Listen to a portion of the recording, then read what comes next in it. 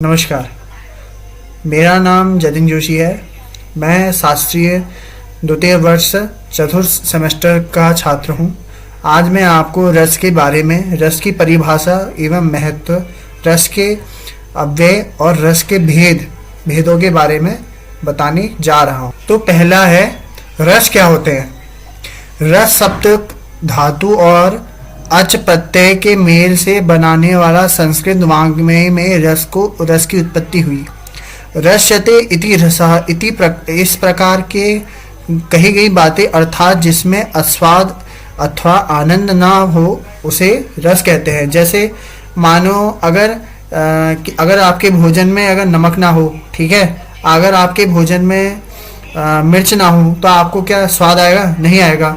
तो उसी प्रकार हमारे व्याकरण या साहित्यिक भाषा में अगर कहा जाए तो रस में अगर क्या कहते हैं, उसके बारे में अगर ना हो तो आपको बिना रस के कुछ समझ में नहीं आएगा।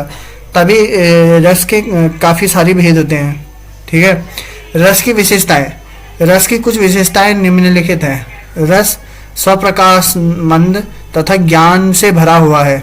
भाव सुखात्मक दुखात्मक होते हैं, किंतु जब वह रस रूप से बदल जाते हैं तब आनंदमय स्वरूप में हो जाते हैं। रस अखंड होता है। रस ना स्वकल्पी होता है न ज्ञान निकल्पी होता है। रस विद्यांतर संपर्क शून्य है, अर्थात रसादवद इति रसाद में। ऐसा कहकर रसों के बारे में एक छोटी सी पंक्ति कहते हैं। रस के अव्यय या अंग। रस के मुख्यतः 4 अंग होते हैं, अव्यय होते हैं।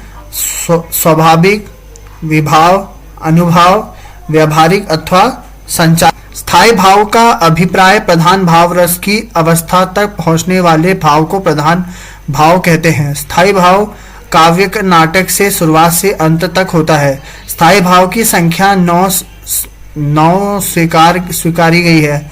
भाव ही रस का आधार है। एक रस की मूल के एक स्थायी भाव रहता है, अतएव रसों की संख्या भी 9 है। बाद में आचार्यों ने 2 और भावों को वात्सल्य एवं भगवत विषय यानी स्थायी भावों में मान्यता प्राप्त की। इस प्रकार के स्थायी भावों की संख्या 11 तक पहुंच जाती है और जिससे रसों की संख्या भी 11 है।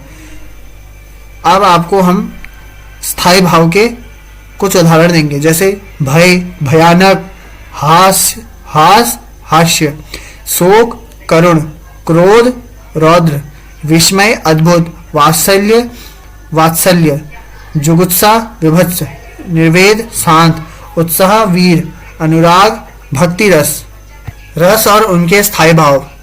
भय, भयानक, हास्य, शोक, करुण, क्रोध, रौद्र, विस्मय, अद्भुत, वात्सल्य, जुगुप्सा, विभत्स, निर्वेद, शांत, उत्साह, वीर, अनुराग, भक्तिरास। स्थायी भावों की संक्षिप्त अर्थात रीति। प्रिय वस्तु में मन में प्रेम पूर्ण अन्मुखी भाव को रति कहते हैं। उत्साह, कार्य में स्थिरता तथा उत्कटता आवेश को ही उत्साह कहते हैं। क्रोध, शत्रुओं के विषय को आवेश का दूसरा नाम ही क्रोध है। जुगुप्सा, दोष के कारण किसी वस्तु के प्रति उत्पन्न घृणा को जुगुप्सा कहते हैं। विस्मय, अलौकिक शक्ति से युक्त किसी वस्तु के दर्शन इत्यादि से उत्पन्न मन को विस्तारात में मिलकर विस्मय कहते हैं। इच्छा निहित अवस्था में अथवा किसी भी प्रकार की इच्छाओं के शांत हो जाने पर आत्मा के विश्राम में उत्पन्न सुख को ही शम कहते हैं। हास, वाणी आदि के विकारों को देखकर मन को आनंदमयी होने के लिए हास कहते हैं।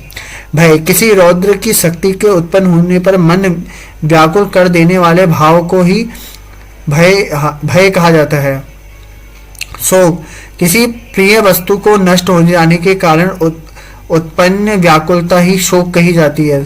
संतान विषय रीति, जब कोई बालक के हाव भाव, मीठी तोतली बोली को सुनकर आकर्षित होता है तो संतान विस्मृत रीति कहा जाता है। भगवत विषय रीति, जब आराध्य देव की प्रीति भक्त मनसा वाचा कर्मणा उनकी आराधना में लीन हो जाता है, तब ऐसे जिन भावों को उत्पत्ति होती है उन्हें